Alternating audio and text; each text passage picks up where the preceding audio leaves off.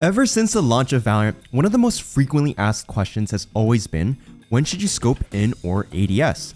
And while most people used to agree that it was pretty situational or should rarely ever be used due to the many downsides, I think it's fair to say that throughout the game's lifespan, we've seen the right click button being used more and more, even by pros.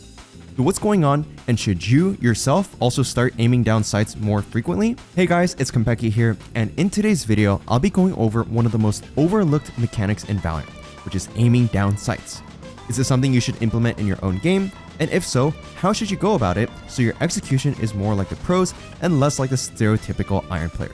I'll be answering all those questions, so make sure to stick around till the end. But before I do that, I'd like to quickly mention that if you'd like more personalized help and your rank is at least silver, my team of Radiant and VCT coaches can help you rank up 500 RR in just 10 weeks, guaranteed, or you get your money back inside the Immortal Roadmap program. Don't believe me? Check out these players who hit Radiant after being stuck in Immortal for multiple episodes.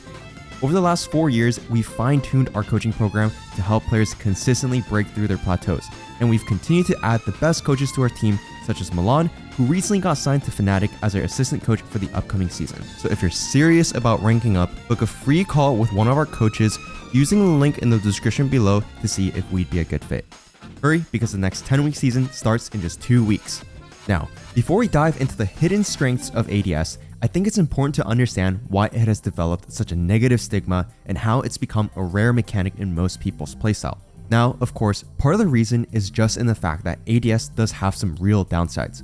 When you scope in, your fire rate is lower, so you can't spray enemies down as quickly, and also your movement is slowed down, so peeking into angles is a lot more dangerous. These two downsides mean that if you're coming straight from Call of Duty and you're hopping into a Valorant game, you'll be heavily punished because of your slow peaks, you'll have a higher time to kill, and you'll probably get laughed at by your teammates for using your scope too much. But if people refusing to use the option was just based on the downsides, that doesn't really explain the sudden rise we've seen in ADS usage. After all, those mechanics have not been changed. So I think another large part of the reason is attitude. The anti-ADS attitude we saw in the early days of Valorant almost certainly originates from its tactical FPS counterpart, Counter-Strike. Since there are many similarities between the two games, a lot of players came over from CSGO and they carried over their mechanics as well. And remember, in Counter-Strike, the main rifles in use, the AKs and M4s, don't even have an ADS option. In fact, if you right-clicked on the M4A1S, you would remove your suppressor, which lowered your accuracy, and just to make your gun worse, right-clicking was a big no-no. So for many of those players coming to Valorant, scoping in just didn't feel necessary as they recognized the downsides and came from a game where players relied on hipfire for accuracy. Experienced Counter-Strike players in turn passed this perspective down to the newer generation of Valorant players, further reinforcing the idea that ADSing wasn't essential or even detrimental. However, this all began to shift with the rise of Ye. During his prime in 2022, Ye was statistically the best player of the year, and what stood out was just how much success he found by using ADS. When holding an angle, he was a dominant force, and the chamber meta at the time only enhanced his impact. Whether he was locking down map control with his rendezvous or using his headhunter on pistol and eco rounds, Ye made people ask the question, could ADS actually be good? Since then, we've seen ADS gain more traction, with aiming superstars like TenZ and Demon 1 adopting it in their playstyles. When we break down one of their clips, we can see that it aids in giving them that extra bit of precision, making their micro adjustments just that much smoother. So what exactly do they know and exploit to get such great results from something as simple as right-clicking when it's stated to have such obvious drawbacks? The first benefit of ADS that we'll be breaking down is how it helps reduce the element of luck in your gameplay. If you've played Valorant for a while, you've probably noticed the gun can feel a bit random at times, especially when it comes to gunfights. This can happen when you're spraying, but sometimes it even affects your first shot. If you didn't know, your first bullet in Valorant isn't perfectly accurate. There's a slight deviation due to something called first shot spread, a random offset where the bullet can land. While this inaccuracy is barely noticeable at close range, it becomes quite significant as the distance increases to medium or even long range fights. That's where ADS comes in. It can help reduce, and in some cases, eliminate this randomness. ADS works by decreasing your first shot spread. This applies to every gun that can ADS in the game except for the Bulldog.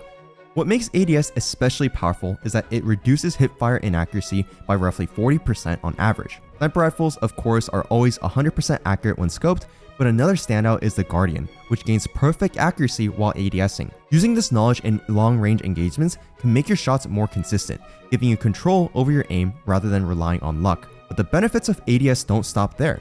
When you spray while ADSing, your bullets follow your crosshair more closely, rather than flying above it like they might with hipfire, which can make it easier to track and control your bursts, and can even help with spraying if you get used to it. Although the randomness of the spray pattern doesn't go away entirely, ADS gives you better visual feedback, making it more intuitive to control. This is likely a big reason why in lower elo lobbies, newer players tend to feel more comfortable using ADS, as it makes controlling their spray a bit easier. But that said, it's still best to avoid spraying too much while aiming down sights, since ADS reduces your fire rate. It's better to stick to controlled bursts to maintain efficiency, as spraying is generally bad gun hygiene in Valorant. The key takeaway here is to make use of ADS, especially in long-range fights where you want to be more precise or fire slightly longer bursts. Keep this in mind the next time you're holding an angle and aiming for consistency in those critical engagements. But even with all the benefits that I just talked about, that's not the full picture, because while the core benefits of ADSing are clear, there are also some subtle advantages that can help you gain the upper hand in gunfights. One of my favorite perks of ADS is how it slightly zooms in your screen.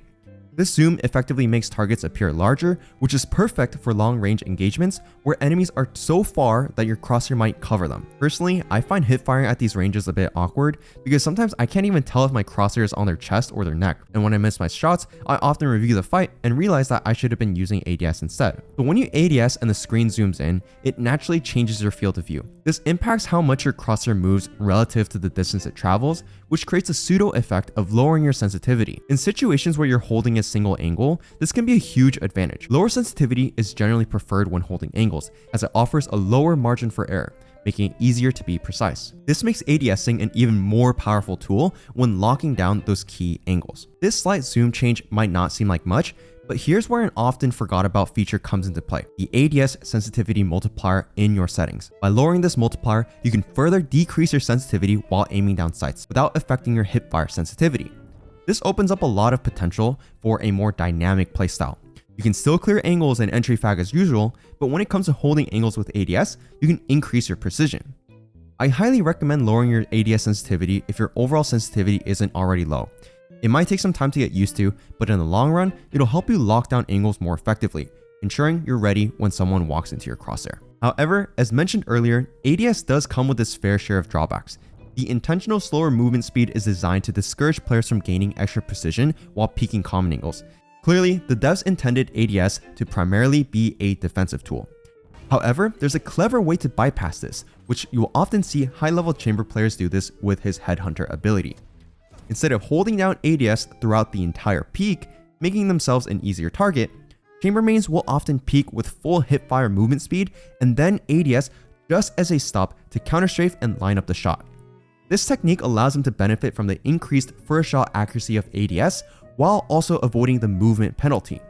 It's especially effective when peaking a single common angle at long range, such as when attacking A main on Lotus at the start of the round. While you're on the topic of chamber, there's another unique benefit to his ADS with the headhunter. You may have noticed this when facing another chamber. He actually becomes a harder target to hit. When he aims down sights with the headhunter, his animation pulls both arms in front, making his hitbox appear slimmer when facing you directly. How privileged for chamber. If you compare this to the rest of the agents, you'll notice that when they aim down sights with a regular weapon, this advantage doesn't exist. You could argue that the head slightly lowers during ADS for all agents, which might save you in some situations. However, this also brings the head arguably the most valuable hitbox closer to the neck, a common spot where players pre-aim. And there you have it, everything you need to know about aiming down sights. Be sure to incorporate it the next time you queue up for ranked. It might feel a bit awkward at first, but with consistent practice, I guarantee you'll see better results as you start taking full advantage of the many benefits this mechanic has to offer. Thanks for watching.